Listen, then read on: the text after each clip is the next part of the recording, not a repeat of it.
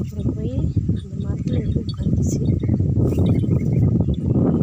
இந்த குளத்துல நிறைய மீன்கள் இருக்குது, ஏகப்பட்ட மீன்கள், பெருசு சின்னதுன்னு நிறைய மீன்கள் இருக்குது.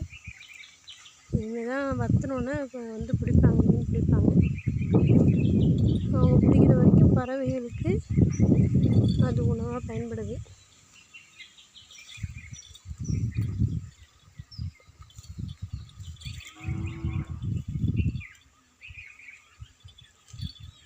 நீர்நிலைகள் வந்து உயிரினங்களுக்கு ரொம்ப யூஸ்ஃபுல்லாக இருக்குது. அதில் ஒரு மீன் நீந்திக்கிட்டு இருக்கு.